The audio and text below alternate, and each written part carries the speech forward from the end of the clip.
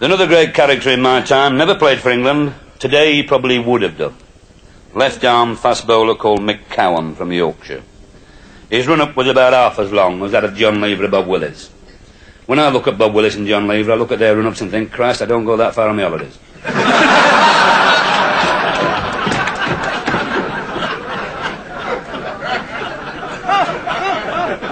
I'll never forget 1963 was the year. And we were entertaining the West Indies as the touring side in this country. It was Yorkshire's turn as the county to entertain them in a 3-day county match. So to give ourselves a little advantage, we decided to take the West Indies as far north as possible in the first week of May. So we took them to Middlesbrough. Now you can't get much further north than Middlesbrough in the first week of May and play cricket. It was a very nice day. The sun was shining, about 45 degrees. There was a nice 50-mile-an-hour wind straight off the North Sea across the field, all in our favour. Things went right. We won the toss and batted. The West Indies went out to field. After half an hour, you would have thought there was 11 sticks of licorice on the field. After 45 minutes, they were wearing that many sweaters you would have thought there was 11 Colin Milburns in one team. The weather improved. It got down to 40. Just after lunch on the third day, we'd done 'em by 10 wickets. The whole county had won.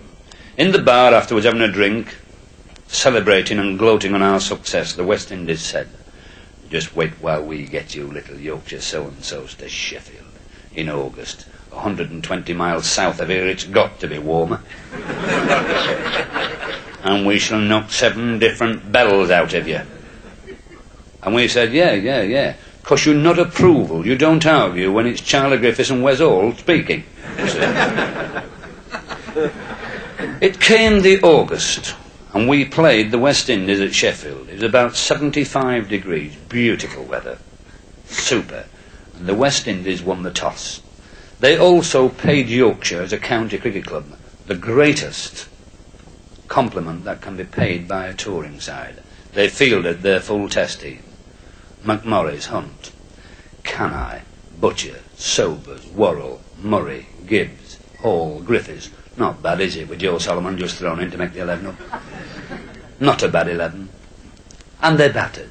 Well, they batted first. We batted second. They batted third. And due to a sporting declaration, they left us 496 to win on the last day. We set about our task with Wes Hall and Charlie Griffiths bowling 9.5 overs an hour.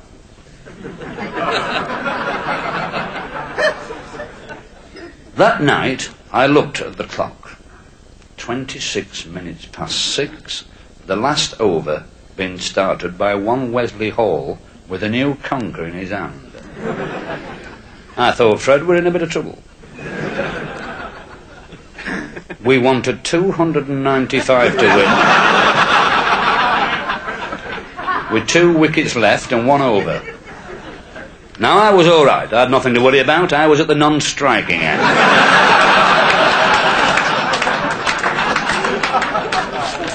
Wes Hall marked out his run-up. Up the hill at Bramhall Lane, through the car park into Cherry Street.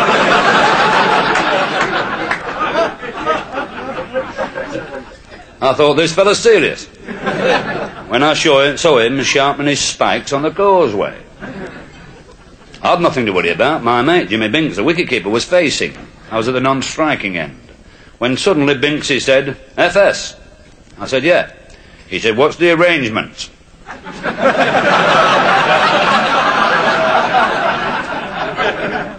I said, 2s and 4s.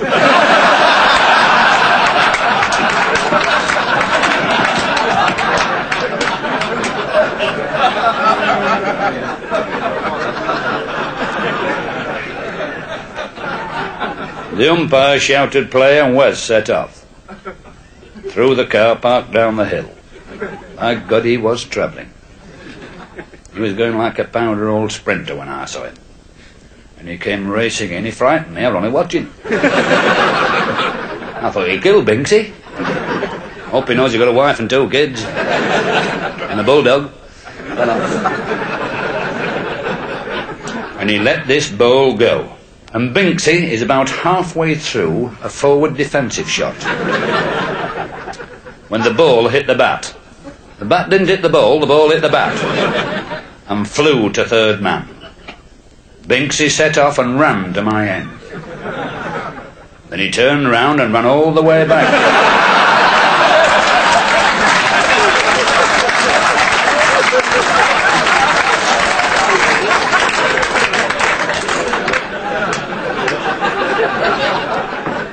He said, "What's the matter?" I said, "I'm a bit deaf on a Friday night."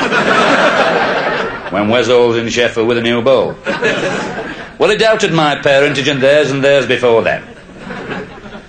The umpire shouts, "We're ready."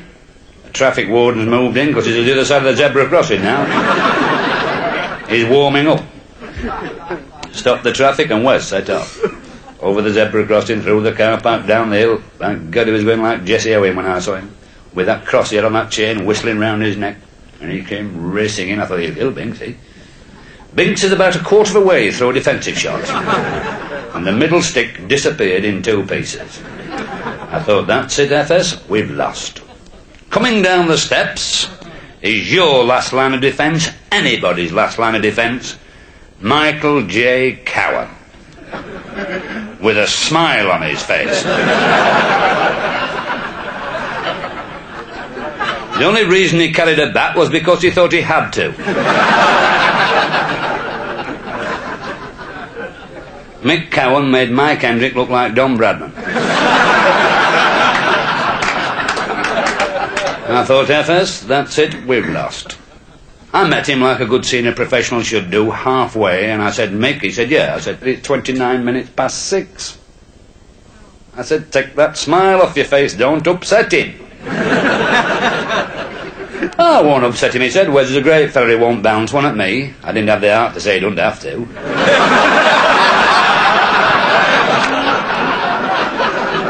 And if Wes had stood at the wicket and turned his arm over, being straight, that would have been enough.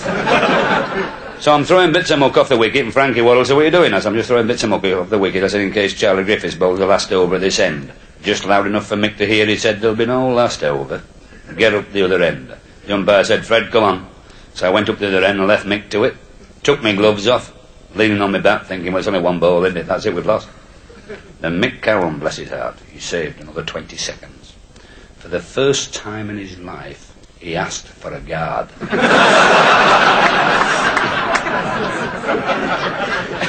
He stunned everybody to silence. He asked for 2 legs. The only thing Mick Cowan knew about 3 stumps when he was batting, they should be behind him.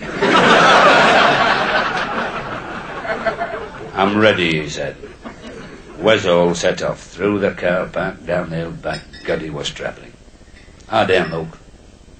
And he came racing in and he let this first ball go, and Mick, both eyes shut, played up leg and middle, and the ball went straight over the top of the off stump, through to the wicketkeeper, and was back at cover when Mick opened his eyes. He looked at me, then he looked down and see if the 3 stumps were still up. Looked up at the wicket man and said, "Fred," I said, "What is it? I think this fella's found my weakness."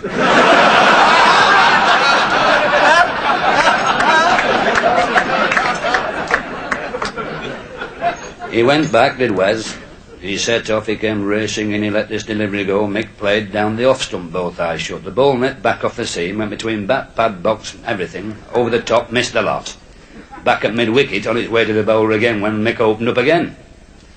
With that, Frankie Worrell called the whole West Indian side in, apart from Wes. He didn't circle Mick, he surrounded him. I stood up and I looked down the wicket to see where Mick was.